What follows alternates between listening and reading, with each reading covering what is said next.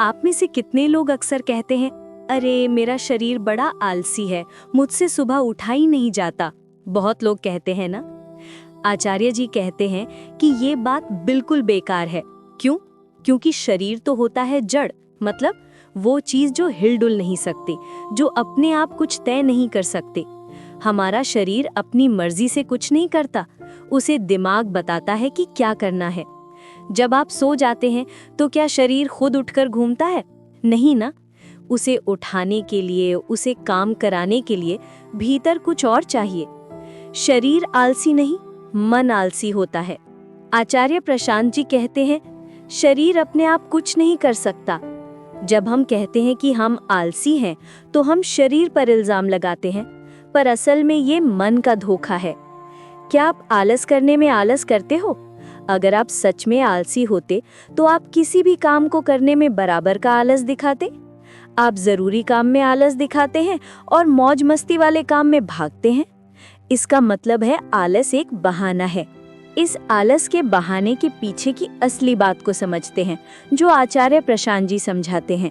ये एक गलत विश्वास होता है, ऐसा अंधा भरोसा कि मैं जैसा हूँ बिल्कुल ठीक हूँ, मुझे कुछ बदलने की जरूरत नहीं।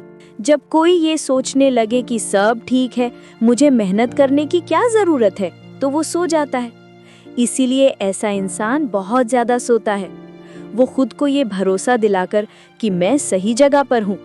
हमारे मन के 3 मुख्य स्वभाव होते हैं। पहला, अच्छा और सच्चाई खोजने वाला मन, जो एक यात्री जैसा होता है। वो सही जगह पर बैठा है।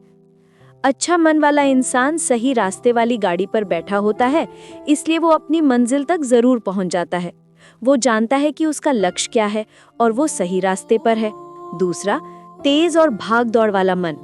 उसे पता है कि वो गलत जगह पर है, पर सही जगह का पता नहीं है। ऐसा इंसान हर चीज में भाग दौड़ करता रहता है, जैसे कोई गाड़ी पकड़ने के लिए दौड़ रहा हो। उसे पता है कि उसकी जिंदगी में कुछ अधूरा है, कुछ गलत है, इसलिए वो हर दिशा में भाग रहा है, हर जगह पूछताछ कर रहा है। कम से कम उसे इतना तो पता है कि उसे कुछ चाहिए। वो बहुत कुछ पाना चाहता है, लेकिन वो सही दिशा की तलाश गलत जगह पर कर रहा है। तीसरा, आलस में डूबा हुआ मन, जो कुछ करने का मन ही नहीं बनाता। वो गलत जगह पर बैठ गया है और उसने अपने आप को ये भरोसा दिला दिया है कि मैं सही जगह पर बैठा हूँ। जब कोई उसे बताता है कि अरे कुछ कर लो, तो वो उसको डांट कर भगा देते हैं। आचार्य जी कहते हैं कि ये सिर्फ आलस नहीं होता। दिखने में आलस जैसा लगता है, लेकिन असल में मन अंदर से काम करने से मना कर देता है। इसका मतलब ये नहीं है कि इंसान में कॉन्फिडेंस है, बल्कि उल्टा, उसे बस यूं ही लगता है कि सब ठीक है। ऐसे इंसान की असली पहचान आलस नहीं होती, बल्कि उसे बस झूठा भरोसा होता है कि मैं तो बिल्कुल ठीक हूँ। ऐसे लोग जो हमेशा कहते हैं मुझे सब पता है, मैं सब जानता हूँ, समझ लो कि वो गलत तरह का भरोसा रखते हैं। वे सच में सीखना ही बंद कर देते हैं।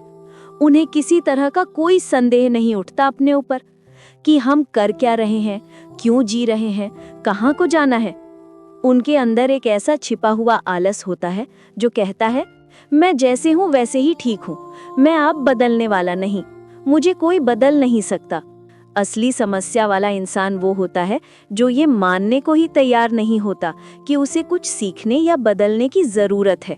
यही असली परेशानी है। आचार्य प्रशांत जी कहते हैं कि अपने आप से सबसे बड़ा झूठ है मैं तो बिल्कुल ठीक हूँ। जब आप कहते हो कि मैं विश्वास रखता हूँ, तो आप किस चीज में कॉन्फिडेंट होते हो? अपने घमंड में। अपने आप को ये समझा देना कि मैं ठीक हूँ, मुझे सब पता है, जबकि ना मैं ठीक हूँ और ना ही मुझे सच में कुछ पता है, यही असली गलती है। तो इस अंदर की गहरी नींद जैसी हालत से बाहर आने के लिए आचार्य जी हमें 2 ही रास्ते बताते हैं। पहला, खुद समझो कि तुम्हें बदलना है। यही सच्ची ईमानदारी है। ये सबसे बेहतर विकल्प है। अपनी अंदर की सही बात को सुनो।